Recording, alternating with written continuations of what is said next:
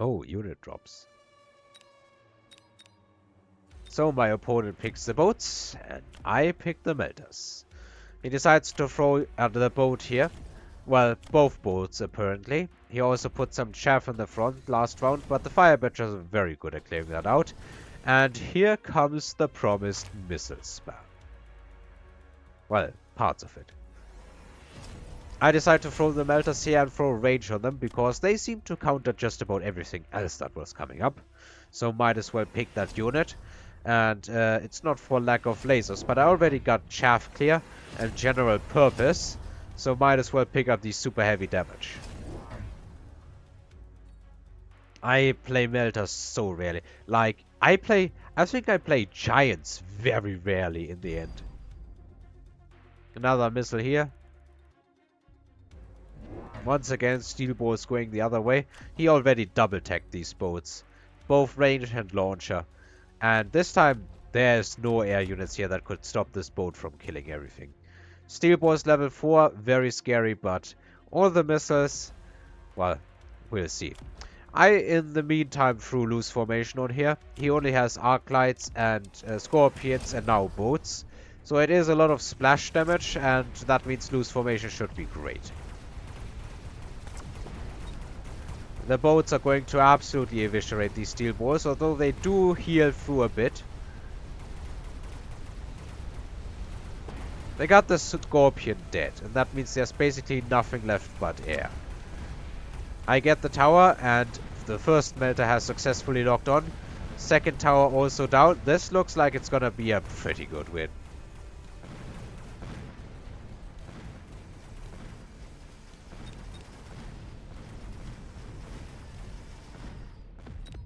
Yep, that was a good round for me.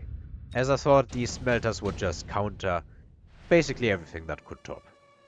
We have some quick teleport or photon here for free, quote-unquote free pickups.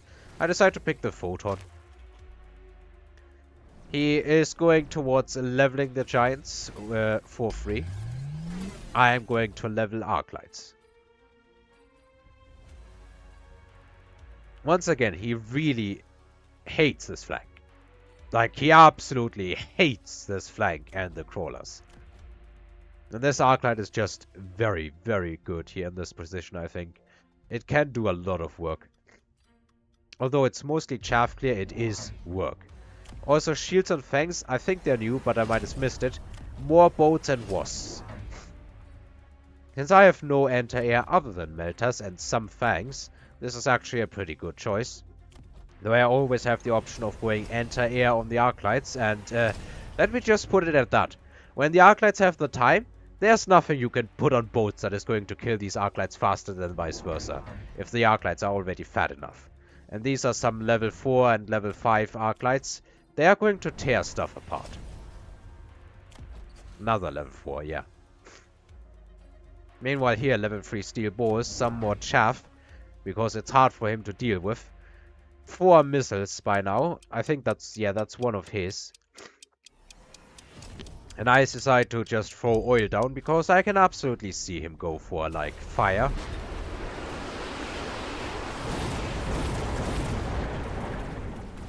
Alright. Well, I already had fire. I completely forgot. Yeah, I could ignite that with the fire badgers. However, the wasps are a serious issue. I don't have the anti-air to deal with wasps here. I have some fangs, and I'm getting in on the tower once again. The steel balls definitely getting the woof. However, the wasps are very annoying for me to clean up with the melters. Still, boats are falling. Getting lasered down one by one. 4 melters against 2 boats. I like those odds. And there the last boat goes. Well, and some wasps apparently need to go. However, it's not enough. There's one more round in this match, at least. We have a lot of marksmen here. Fortresses for anti-air, Farseers for anti-air, Rhinos to push in. Although I don't like Rhinos against boats and Scorpions. I think that would be doomed to fail. I decide to go for the Farseers and, yeah. Range EMP. because that's how you shut down boats hard. He has no photon, so he has no way of putting photon on these boats. They cannot protect against EMP. More missile spam coming out. I would have to count just how many missiles my opponent throws down in this match. And I decide to just grab a bunch more Farseers. Because why not? He could technically try to like boat push through, but I think that wouldn't work. Instead he decides to go the forbidden unit route. Some war crime Vulcans. Do you already consider it war crime with just incendiary? Or do you call it war crime if it's incendiary and sticky oil? Well, in any case, missile here, the steel balls I sold, I think they have outlived their purpose. He has secured this flank too hard, so it's time to just get out. In retrospect, I think oil could have really effed me up.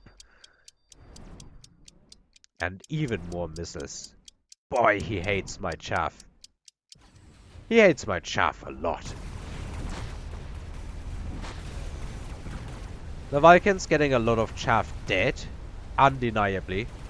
The Wasps have held up the boats for a few seconds, and overall, my anti-air is basically Farseers here at this point. Farseers and of course the Melters.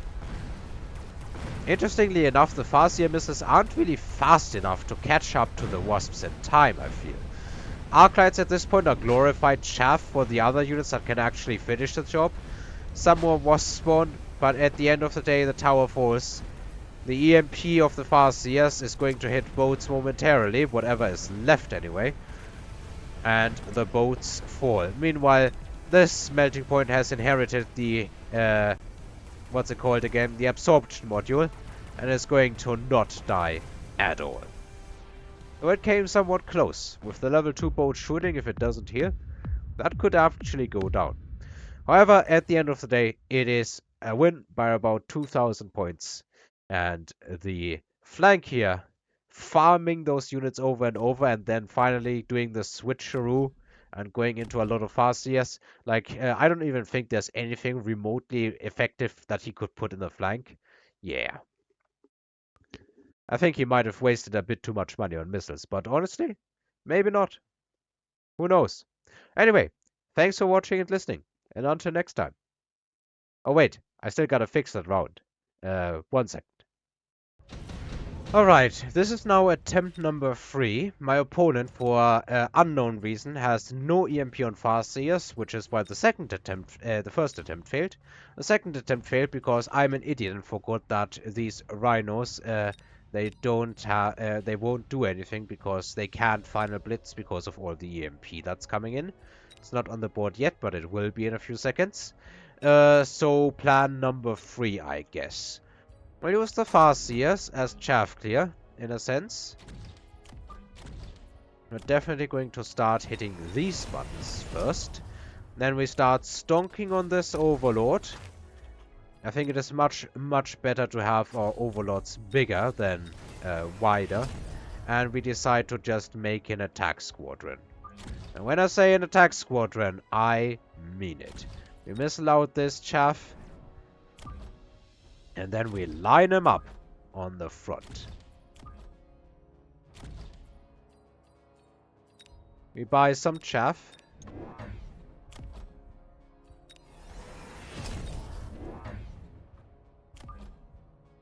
This should be good for distracting the melters a decent amount of time.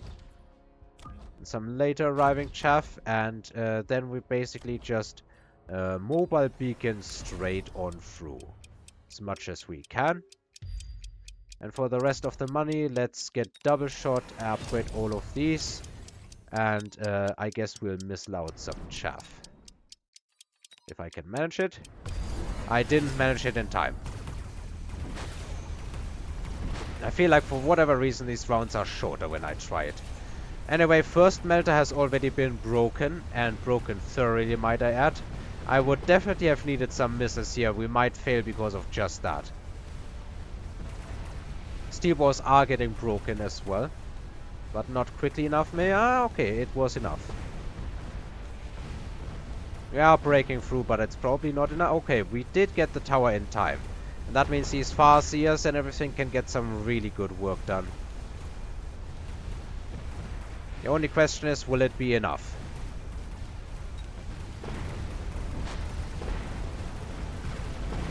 The boats have taken the outside route, and that means they are able to deal with this stuff, and we actually win despite having some money in the bank.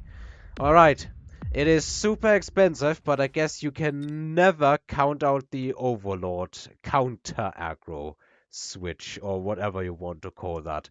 Because this definitely is an aggro squad that is coming in on the front. That is, I think, about one of the coolest ways the opponent could have still won this. Nice! Alright, thanks for watching and listening, and until next time.